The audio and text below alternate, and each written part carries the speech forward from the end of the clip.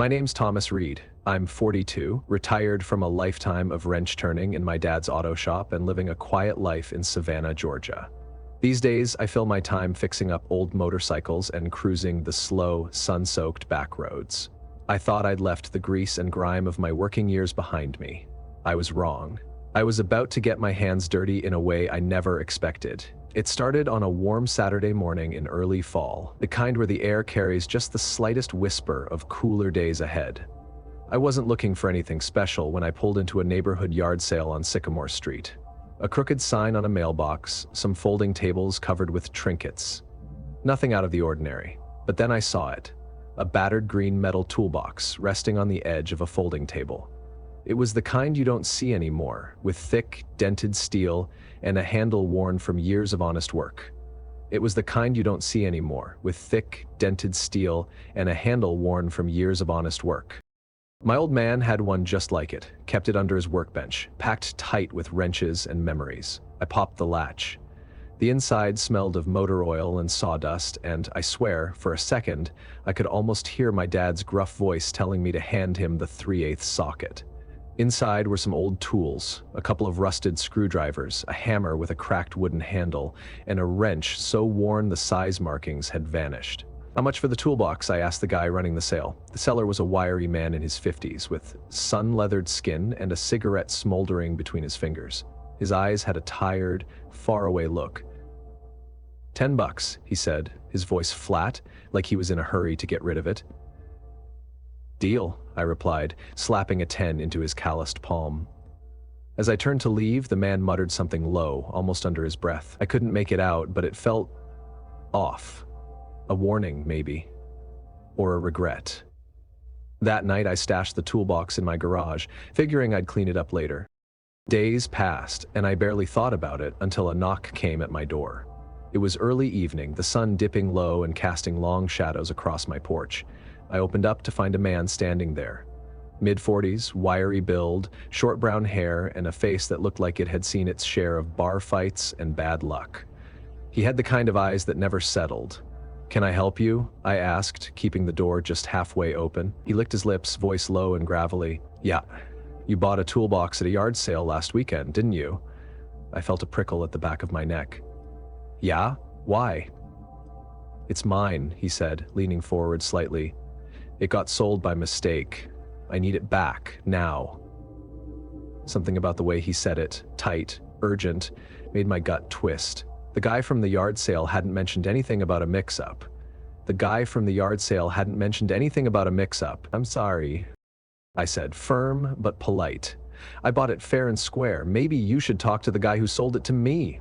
The man's eyes narrowed, his jaw clenching hard enough to crack a tooth. "You don't understand," he hissed. "That toolbox, it's not yours." I gripped the edge of the door, a slow burn of anger rising. "Well, it sure as hell is now. You need to leave."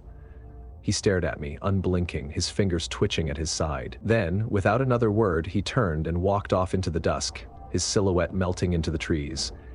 But as he reached the street, he tossed one last warning over his shoulder. "I'll be back." True to his word, he was. 2 days later, I was in my recliner, half watching some late-night rerun, when the pounding on my front door started. Sharp, angry. My gut told me who it was before I even looked through the peephole. There he stood, same guy, but this time his eyes were wild and his voice was raw. "I know you're in there," he shouted, rattling the handle hard enough to make my heart slam in my chest. "Just give me the goddamn toolbox." I didn't answer. Something about him felt wrong. Not just desperate, dangerous. His fist hit the door again, harder this time. "You don't know what you're messing with," he growled. "But you will." Then, silence. I waited, heart pounding, until I heard his footsteps crunch away on the gravel. I peeked out the window and watched his shadow fade down the street. That night, sleep didn't come easy. Neither did peace. Over the next few days, the visits continued. Random times, always unannounced. Sometimes he just stood outside, watching the house. Other times he'd pound on the windows, shouting my name, his voice cracking with something between rage and fear. Once, I heard the doorknob rattle, saw it twist. My stomach dropped. The door was unlocked. I bolted it just in time. "Call the cops," my friend Kevin told me over the phone. "I don't know," I muttered. "What's he done that's actually illegal? Harassment, sure, but—" "Thomas," Kevin cut in, his voice sharp, "you're dealing with someone unhinged. Call the cops." The breaking point came a week later. It was late, close to 10, and I was wiping down the kitchen counter when the pounding started again. But this time, it wasn't just fists. It was the door frame straining under a shoulder. "Open the damn door," he roared. I grabbed my phone, heart racing, and dialed 911. My hand shook so bad I nearly dropped it. "I'm calling the police," I shouted through the door. "Get the hell off my property." For a second, just a second, there was silence. Then, through the wood, I heard him mutter something low and venomous. And he was gone. The cops arrived, took my statement, and promised patrols. "You know this guy?" one of them asked. "No," I replied, my voice still shaking. "He says I have something that's his, a toolbox." The officer's eyes sharpened. "A toolbox?" I felt something cold settle in my bones. "Yeah, why?" That night I couldn't sleep. Something gnawed at me, an itch at the back of my brain. I went to the garage, flipped on the light, and opened the damn thing up. Same rusty tools, same cracked hammer, but something felt off. I ran my fingers along the bottom and felt it. An edge, a seam, a false bottom. I grabbed a screwdriver and pried it up. Inside, tucked beneath the panel, were several small plastic bags. White powder. A lot of it. My stomach turned cold. I didn't think, I just moved. The next morning I walked straight into the police station, toolbox and all. I told them everything. The yard sale, the man, the break-ins. The cop on duty, big guy, mustache that screamed career officer, barely blinked when he saw the drugs. "You did the right thing," he said, voice steady but grim. "But you should be careful. If this guy knows you have his stash, he might not give up so easy." That evening, the air felt too still. My porch light, always on, was dark, and my front door, wide open. The lock was splintered, hanging loose from the shattered frame. My stomach dropped. Inside, my home was chaos. Furniture overturned, drawers yanked from cabinets, the couch cushions ripped and scattered. They were looking for it. But the cops had it now. I heard the back door slam, caught a glimpse of two men bolting through my yard and into the trees beyond. I stayed frozen until the sirens came, the flashing lights painting the wreckage of my living room. The officer took my statement again, asked for descriptions. I could barely speak. "Do you think they'll come back?" I managed. The officer hesitated. "They might, but now that they know the stash is gone, they could cut their losses." His eyes met mine, hard and honest. "Either way, lock your doors and don't let your guard down." I never saw that man again. Never found out if the police caught him or if he just vanished into whatever hell he crawled from. But I never really felt safe again either. Every creak in the night, every shadow behind my curtains, every unfamiliar car parked too long down the street, I feel it. I didn't just buy a toolbox that day. I bought a lifetime of watching over my shoulder. And sometimes, in the dead of night, I swear I still hear his voice. "You don't know what you're messing with, but you will." After what happened with the toolbox, I swore off yard sales. The wreckage, the fear, I wouldn't wish that on anyone. But life, it seems, has a twisted sense of humor. Because what happened to me wasn't the end, it was only the beginning. I didn't know David Campbell, but I found out about him later, from the police reports, the interviews. Another guy, another yard sale, and another nightmare. If I'd known then what I know now, I would have screamed at him to run. But fate doesn't give warnings, it just plays out. I'm David Campbell, 37, high school history teacher in Portland, Oregon. I live a pretty routine life, grading essays, breaking up hallway fights, and teaching bored teenagers about wars they don't care about. On weekends, though, I indulge in my one real hobby, collecting vintage movies.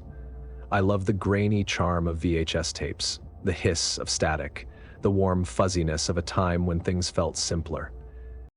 That Saturday morning started like any other. A local church was holding a community yard sale, a perfect spot to find some hidden gems. The tables were loaded with the usual junk, old books, board games with half the pieces missing, But then I spotted a cardboard box shoved beneath one of the tables. I crouched down and flipped through its contents. VHS tapes, lots of them, titles that made my collector's heart race. Jaws, The Thing, The Shining, pure gold. As I was stacking them up to buy, I noticed one more tape at the bottom. No label, no markings, just a plain black cassette with the adhesive residue where a label used to be. Something about it called to me, a mystery. I tossed it into the pile. That night I decided to save the unmarked tape for last. I'd already plowed through Jaws and The Thing, my nostalgia fix, in full swing. With the room lit only by the soft blue glow of the TV, I popped the mystery tape into my old VCR and settled in. The static buzzed for a moment before the picture clicked into place. The footage was grainy, like an old home video shot on one of those clunky camcorders from the 90s. It showed a living room, warm, cozy, with a crackling fireplace. A family was gathered on the couch, a man, a woman, and 2 kids, maybe 8 or 9 years old. They were laughing, passing a bowl of popcorn, the kind of wholesome scene you'd expect from an old home movie. But something felt wrong. I couldn't put my finger on it at first, but the room, the way it was laid out, the furniture, the angle of the windows, it all felt oddly familiar. I leaned closer, squinting at the screen. Then my heart stopped cold. The living room on the tape was my living room. I froze, my pulse thundering in my ears. The couch, the fireplace with the chipped brick on the left corner, the alcove where I kept my bookshelf. It was my place, but younger, like a version frozen in time before I'd ever lived here. I felt a wave of cold panic crawl up my spine. My rational mind scrambled for answers. Maybe it was footage from the previous owners, but why would a random tape of them end up at a yard sale across town? Then the mood on the screen shifted. The family's laughter died down. The kids huddled closer to their parents, and the parents exchanged nervous glances. Their faces were tight, their smiles gone. The mother whispered something to the father, her eyes darting toward the hallway just off the living room. The father's jaw tightened, and he pulled the kids closer. The camera panned slightly, and for a second I thought I saw something. A shadow, tall and angular, flickering along the edge of the hallway. The tape distorted briefly with static, and the faintest whispering sound crackled through the speakers, too low to understand, but unmistakably a voice. The family was terrified. The father stood abruptly, putting himself between his family and the hallway. His lips moved, saying something urgent, but no sound came through. Then the camera jolted violently, like it had been dropped. The screen filled with static. I sat there, heart racing, staring at the fizzing screen. My hand hovered over the remote. I should stop it. But something in me, the same morbid curiosity that made me dig through yard sales, made me keep watching. The screen flickered back to life, but the angle was different, as if the camera had fallen on the carpet. The family's feet were visible, frozen, trembling. The whispering grew louder, low, guttural, seeping into my bones. And then, a thud. A heavy, sickening thud from somewhere off-screen. The family screamed, their terror muffled by the tape's warbled audio. The shadows in the hallway seemed to stretch, twisting unnaturally, reaching toward them. And then, the screen went black. No credits, no end, just silence. I sat there, the remote clutched in my sweating hand. My living room, the same one I sat in now, stared back at me from beyond the TV screen. I turned my head toward the hallway where I had just seen the shadow on the tape. It was empty, dark, but I couldn't shake the feeling that something was there. The next day, I couldn't focus on anything else. I needed answers. I walked next door to my neighbor, Mrs. Riley, who had lived on the block for over 50 years. She was the type who knew everything about everyone. "Do you remember who lived here before me?" I asked, trying to keep my voice steady. Mrs. Riley's face darkened, her usual warmth dimmed. "Before you? The Mullins. They didn't stay long, though. Moved out real sudden. Left most of their stuff behind. Whole thing was strange." "Why'd they leave?" I pressed. She hesitated, her eyes flicking toward my house. "Said they heard things, saw things, thought someone or something was inside with them. Police never found anything, but they packed up and left in the middle of the night." A chill shot through me. "What happened to them?" She shook her head. Never heard from them again. House was empty for years before you bought it. That night, sleep was a joke. Every creak of the old house felt magnified. Every whisper of the wind through the trees sounded like something else. I decided to watch the tape again, convinced I'd missed something, some trick, some clue that would explain it away. But this time, I noticed something I hadn't before. In the background, just before the tape cut to static, was a calendar on the wall. The year on it was 1992, nearly 3 decades ago, long before I moved in. And then, just before the tape ended, I saw it. A fleeting frame, half a second at most, but it made my blood run cold. A shadow, tall and sharp-edged, not in the hallway this time, but standing directly behind the family. The screen went black, but the whispering continued. Only this time, it wasn't coming from the TV. It was coming from the hallway. I bolted upright, my heart hammering. The air was thick and cold, and I swear I could feel something watching. I grabbed the tape, my hand shaking, and stuffed it in a box. I shoved the box into the basement and slammed the door shut, as if burying it could bury whatever was connected to it. But the house didn't feel the same. The shadows in the corners felt darker, the air heavier, the whispers closer. That was 3 nights ago. Tonight, as I'm writing this, the static is back. But the TV, it's off. The whispering, it's louder. I hear it right now, coming from the hallway. And my VCR, empty, just clicked on. A voice crackles through the speakers, warped and cold. It says my name, and then it says, "You're next." After hearing about David Campbell and the curse tape, you'd think no one would ever touch a yard sale again. But some of us, people like me, don't scare so easily. Or maybe we're just too stubborn to believe in ghosts and curses. My name's Emily Foster, 50 years old, freshly divorced, and learning how to live alone in a house that suddenly felt too big. I thought I was starting over. I thought I was finally free. I was wrong. It started with the mirror. I'd been driving through Charleston on a lazy Sunday, the kind of day where the breeze carries the scent of salt from the harbor and the sidewalks glow warm under the sun. The sign read Antiques and Vintage Finds. Yard sale. And something in me, maybe loneliness, maybe boredom, made me pull over. I wasn't looking for anything, but the mirror found me. It was tall and beautiful, with an ornate gold frame carved in delicate vines and flowers. The glass had that slight ripple. Old, real. It reminded me of something from my grandmother's house when I was a little girl. I could almost see her reflection behind me, humming softly as she brushed my hair. "You've got a good eye," said a voice. I turned to see the vendor, a wiry man in his 50s with salt and pepper hair and eyes the color of a clouded sky. His gaze, though, felt sharp. Too sharp. "Been in my family for generations," he said, his voice low, almost careful. "You sure it's what you're looking for?" I laughed lightly, brushing off his odd tone. "I think it's perfect. How much?" He hesitated. "It's heavy. I can deliver it for you, no charge." Something about his insistence tugged at me, but I didn't want to be rude. "That's generous of you," I said, handing him my address. "I'll be home." A couple of hours later, his old blue pickup pulled into my driveway. He carried the mirror inside himself, no help needed, placing it carefully against the wall in my living room opposite the fireplace. "Looks good here," he said, his voice soft but with an edge of finality. "Take care of it." His eyes swept over the room, lingering a little too long. I thanked him, but as he left, a chill prickled down my spine. I locked the door. That night, I sat on the couch with a glass of wine, the mirror catching the warm glow of the lamp. It looked perfect. But something felt off. I couldn't explain it.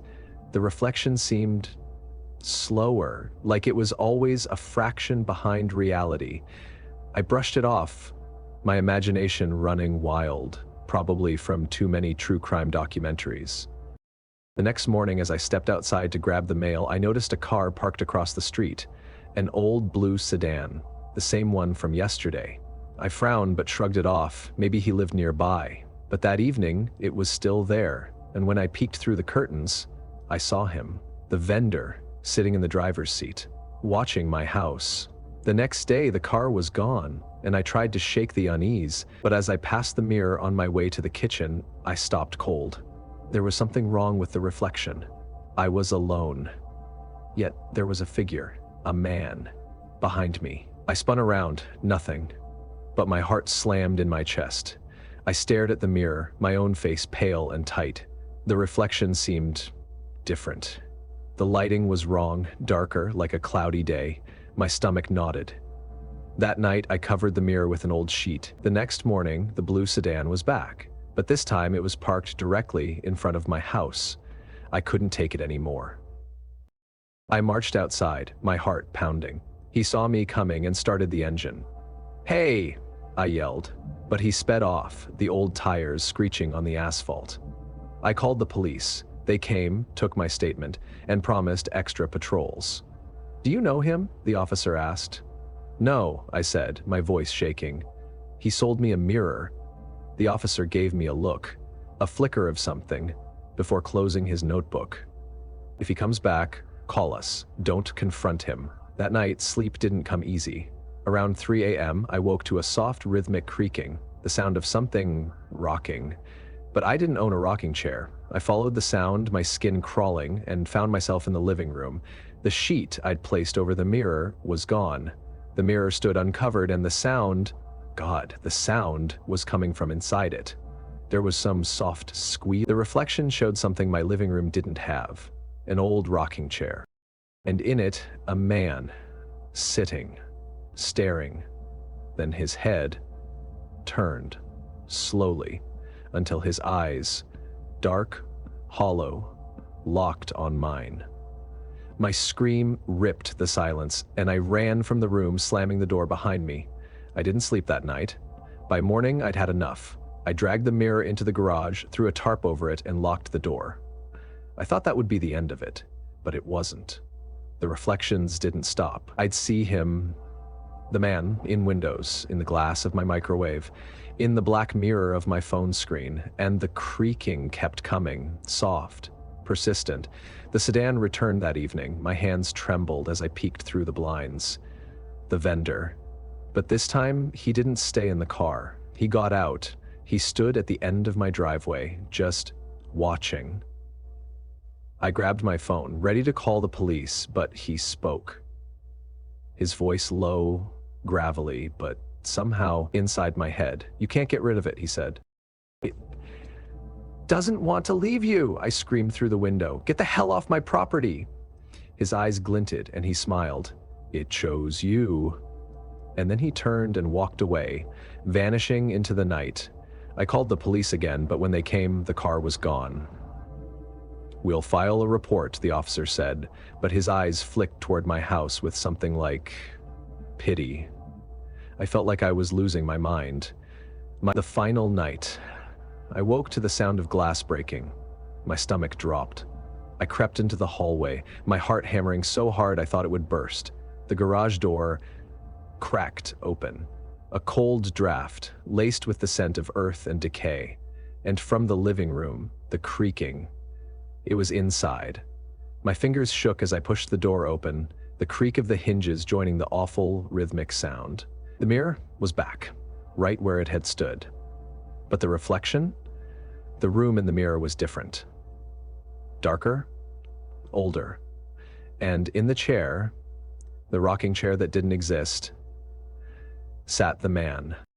His head lowered, his hands folded. He was waiting. Then he stood, and he walked. The glass rippled like water as he stepped out. I couldn't move. His face, hollow, pale, with eyes that saw straight into my soul, hovered inches from mine.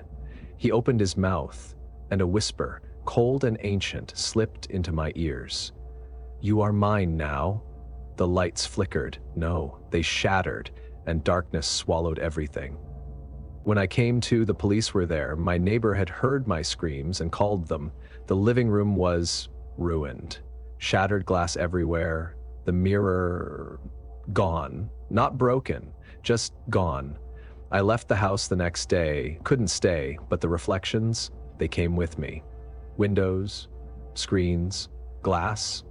I see him, always, just behind me. And at night I hear the creaking, because he's still rocking, still waiting. You think these stories are just coincidences, just bad luck. But I know better. David's tape, Thomas's toolbox, my mirror. They're connected, and whatever is behind them isn't finished.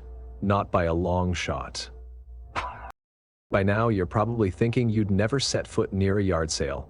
After Thomas's nightmare with the toolbox, David's cursed tape, and Emily's haunted mirror, you'd be smart to steer clear. But some of us, we don't learn. Or maybe we just think it won't happen to us.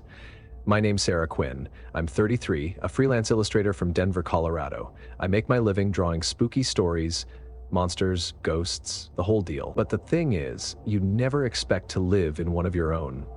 It started on a Saturday. I remember because I'd just finished a client deadline, 15 illustrations for a horror anthology. My eyes were fried from staring at my screen all week, so I decided to hit the neighborhood yard sales to clear my head. I didn't need anything, I just liked the hunt. I found the chair at the third stop. The sale was in front of this old, rundown Victorian house on a quiet street. Under a massive oak tree, there it sat. A vintage wooden rocking chair. It was beautiful, in that creepy, definitely haunted kind of way. The frame was dark walnut, carved with vines and flowers, and though the seat had a few scratches, the craftsmanship was stunning. I could already see it in my living room by the bay window, a cozy reading spot with my sketchbook and coffee. "How much for the chair?" I asked. The woman running the sale barely looked at me. She was older, maybe in her 60s, with hollow eyes and a voice dry as dead leaves. $20. A steal, but something about her tone, it felt more like a warning than a sale. "Is it an antique?" I pressed, curious. "It's old," she said, her lips tight. "You sure you want it?" I should have known better, but I've always had a soft spot for old things. Besides, I draw horror for a living. What's a creaky chair gonna do? "I'll take it," I said, handing her a crisp 20. She didn't even bag the money, just nodded, turned away, and muttered something low. I swear I heard her say, "It knows." Back home, the chair fit perfectly by the bay window. It belonged there. I tossed a soft throw blanket over the back, placed a little rug underneath, and admired my work. It felt like the room had always been waiting for it. That night, I curled up in it with my sketchbook. The wood creaked under my weight, a soft, soothing groan that reminded me of my grandma's house. I drew until my eyelids grew heavy. At some point, I dozed off, the pen slipping from my hand. I woke up to a sound. Creak, creak. The soft, rhythmic squeak of wood on wood. It took me a second to realize I wasn't moving, the chair was. I jolted up, heart hammering. The room was still, and the chair, my chair, sat quiet as stone. "Old wood," I muttered to myself, my voice shaking. "It's just settling." I didn't sleep well that night. The creaking became a nightly thing, always after midnight. Always slow, steady, like someone was gently rocking back and forth. I tried to ignore it. Houses make noises. But then, it moved. One morning, I walked into the living room and froze. The chair, once perfectly angled by the window, had shifted. It faced the hallway now. I stood there, my skin crawling. I hadn't touched it, and I lived alone. I laughed nervously. "Maybe I bumped it," I said out loud, like the house needed convincing. I shoved the chair back into place, my palms sweating against the cold wood. But the next morning, it had moved again. This time, it faced directly toward the couch, toward where I usually sat. I didn't touch it that night. I left it, just watched it from the couch. At 3:12 a.m., it started rocking, slow, measured, like someone enjoying a gentle sway. I couldn't breathe. I felt it. Something in the room with me, and then I heard it. A whisper, soft, breathless. "Sit." I lost it. I grabbed the chair, my pulse racing, and dragged it into the garage. I slammed the door, locked it, and didn't sleep a damn minute. But the sounds, they didn't stop. The next night, I heard the creaking, muffled now, but unmistakable, as if the chair was waiting. The final night, I was sketching at my desk, trying to drown out the unease with work. Then, bang, the garage door. I jumped, my stomach lurching. My hands trembled as I grabbed my phone and crept toward the noise. The garage door, locked, bolted, was shaking, rattling on its hinges. The creaking sound was deafening now. Wild, frantic, like the chair was slamming back and forth with inhuman force. Then, silence. My breath came in shallow gulps. The doorknob began to turn. I ran. I don't even remember grabbing my keys, but the next thing I knew, I was in my car, speeding down the road barefoot and shaking. I didn't stop until I hit a gas station 10 miles out. By morning, I returned. I didn't want to, but I had to. The garage was still, but the door, it had splinters, like something had tried to claw its way out. The chair was gone. No sign of it, no tracks, just gone. I didn't feel relief. The house was wrong, silent, yes, but heavy, like the air itself was holding its breath. I couldn't stay. I listed the place for rent the next week. But you know what's worse? A few days later, I passed by another yard sale in my neighborhood, and there it was. The chair. A different house, a different lawn, but the same chair. And someone, a woman, laughing, carefree, was loading it into her car. I wanted to scream, to warn her, but my throat locked and my legs felt cemented to the ground. She drove away. And from the passenger window, I swear, the chair, it rocked. You still think yard sales are harmless?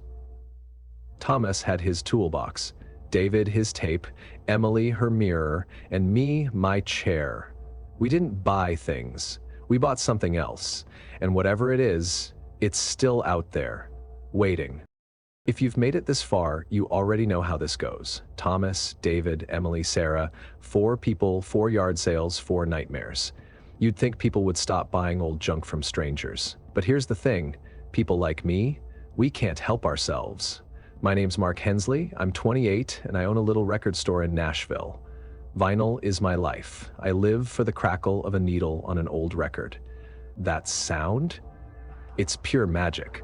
But this time, the only thing it played was fear. It was a Sunday morning and I was hitting the local yard sales, hoping to score some rare vinyl to stock in my shop. You'd be surprised what people throw out. The sale wasn't anything special, just a couple of tables on a front lawn, some dusty books, a busted lamp. I was about to leave when I saw it, a wooden crate marked Records, $5. My heart skipped. You don't pass up a crate of vinyl for $5? Most of them were classics, Fleetwood Mac, the Stones, some old jazz.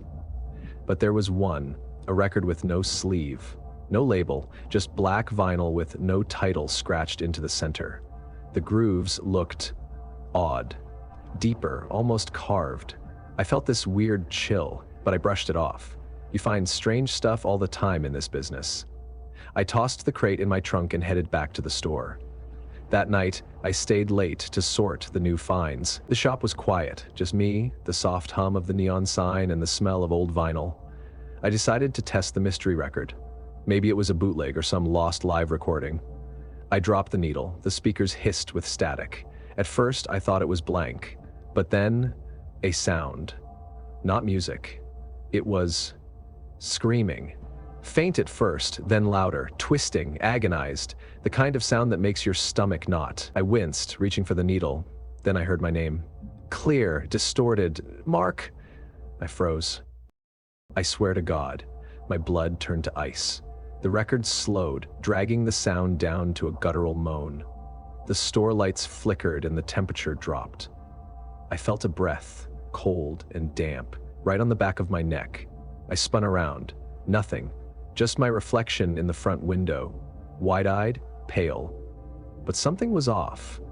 There was a shape behind me in the glass, a shadow. I whipped around. The room was empty. The records stopped, but the turntable kept spinning. The next day, I tried to brush it off. Maybe it was a prank recording, but my gut wouldn't let it go. Around noon, a regular customer came in. An older guy named Ray. He's been digging through vinyl longer than I've been alive. I showed him the record. His face changed. "Where did you get this?" he asked, his voice tight. "Yard sale," I said. "You ever seen anything like it?" Ray's eyes darkened. "You need to get rid of it, right now." I blinked. "What? Why?" "I've heard of this," he said, lowering his voice. "There was a collector. Guy named Dalton, obsessed with vinyl. He started buying from yard sales, thrift shops, anywhere. One day he found a record like this, no title, no label, just screams." I felt my throat tighten. "What happened to him?" Ray's face was grim. "Disappeared. Left his whole collection behind. Cops found his record player spinning. No record on it, just static." I laughed nervously, but it was hollow. "You think this is the same one?" Ray stared me down. "I don't think, kid, I know. That night I should have burned it, thrown it out, but I didn't. I'm a collector. Curiosity's a disease and I've got it bad. I had to know, so I played it again." The static roared and the store lights dimmed like something was sucking the energy out of the room. The air grew thick, electric. I could hear it. Whispers, layered, too many voices to count. The record skipped thunk, thunk, thunk until it locked on a single phrase. "You're next." The voice was mine. The floor beneath me shook. Shelves rattled, records toppled, and the neon sign above the counter shattered with a sharp pop. In the shards on the floor, I saw it. My reflection again, but this time, I wasn't alone. Behind me, thin, crooked, a hollow shape with eyes like pits of night, it watched. And it smiled. The records spun faster. The whispers grew into a chorus, a horrible symphony, until the needle screeched off the vinyl and everything went silent. I couldn't move. I felt something, cold fingers, unseen, brush my arm. Then the record player clicked and the vinyl stopped. But the turntable kept spinning. Without it, I don't know how long I stood there, minutes, hours, but when I dared to look at the record, the grooves, they had changed. The spiral spelled something, one word, Mark. I tried to destroy it, smashed it, burned it, but every time, the next morning, it was back, on the turntable, waiting. The store, my sanctuary, became a prison. The lights flickered at random, the static came without warning, I'd see shadows move across the covers of the records, and I was never alone. Every reflection, windows, my phone screen, the glass door, it was there, watching, and the whispers, they never stopped. The final night I stayed late, but the air was different, thicker, charged, like a thunderstorm inside the walls. I felt watched from every angle, and then the power cut out, total darkness. I reached for my phone, but the screen wouldn't light, only static. Then, through the pitch black, the turntable, dead without power, started spinning. And the whisper returned, deafening, surrounding me from every corner. "Time to play your final track." The cold hit me from behind and I turned. There, in the dim glow of the street lamp through the window, it. Tall, hollow, with a face that was almost mine. And then it stepped out. No glass, no reflection, just here. It reached for me. Long blackened fingers. And then the record ended. When I woke up, the store was fine. Shelves intact, glass unbroken, the record gone, but something was wrong. I looked down, my hands thin, pale, my reflection in the window, dark, hollow. I opened my mouth and heard static. The last groove had played.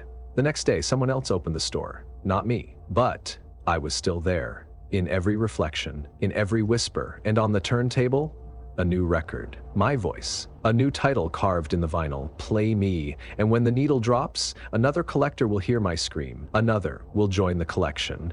Are you listening now? Do you hear it? That crackle? That whisper? It's not the record, it's me. You think you'd know better than Thomas, David, Emily, Sarah, or me, but you won't, because one day, you'll find something, and you'll take it home. And then, you'll hear the final track, and it always ends the the same. If you've been paying attention, you already know how this story ends. Toolbox, tape, mirror, chair, record, different people, same nightmare. I've spent the last month chasing their stories. Thomas, David, Emily, Sarah, Mark, each one connected, each one starting with a yard sale. The police call them coincidences. I call them warnings. My name is Rachel Parker. I'm a reporter for the Nashville Ledger, and if you're hearing this, it's already too late for me. It started after I covered the disappearance of Mark Hensley, the record store owner. The cops found his shop locked up tight, the lights flickering, the turntables spinning with no record. But I found something they missed. An old receipt from a yard sale on Bellwood Road. Something in my gut told me that was where it all started. So, I went looking. The house on Bellwood was a corpse of a home. Weathered, abandoned, windows boarded up like it was trying to keep something in. I checked the records. The owners, Margaret and Henry Dalton, a familiar name the collector Mark's customer had mentioned. The Daltons vanished 10 years ago. No sale records, no heirs, just gone. But here's the thing. Every single cursed item from these stories, the toolbox, the tape, the mirror, the chair, the records, they all came from here. I should have left. I should have gone home, but I didn't. I broke in. The inside smelled of mildew and thyme. Dust floated in the slants of afternoon light, and the floor creaked underfoot like the house was breathing. The air felt wrong, too heavy, too still. I felt watched. Photos lined the walls, black and white, cracked with age. But the faces, my stomach turned. Thomas, David, Emily, Sarah, Mark, their faces framed as if they'd always been part of the house. I nearly ran, but then the whisper. Soft, familiar, upstairs.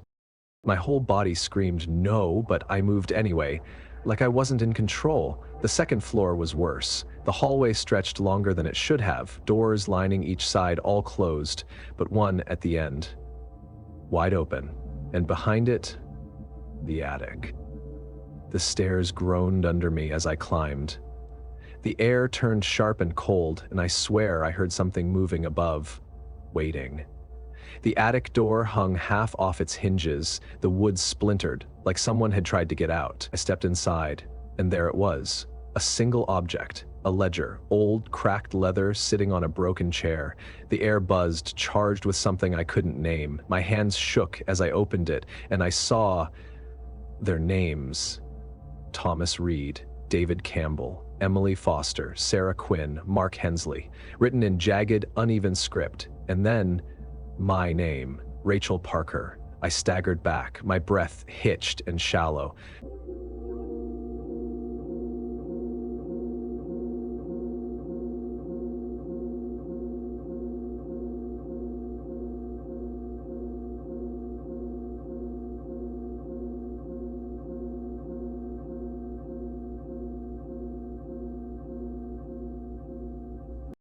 A sound, wet, cracking, like bone on wood. I turned back to the ledger and saw a reflection, not mine, them, all of them, Thomas, David, Emily, Sarah, Mark, standing behind me, faces hollow, eyes wide and black, mouths stretched too wide in silent screams. I ran. I don't even remember grabbing my camera, but I ran. Down the stairs, through the hall, but the house shifted. The front door was gone, just another hallway. More rooms, more faces in the frames. My feet hit the floor harder, faster, until a voice, deep, ancient. Stay. The boards beneath me splintered and I fell. When I woke, I wasn't in the house anymore. I was inside the ledger. I see everything from here. I see you reading this. I see the house still waiting. I see the yard sales, the cursed objects, and the next person who won't be able to resist a bargain.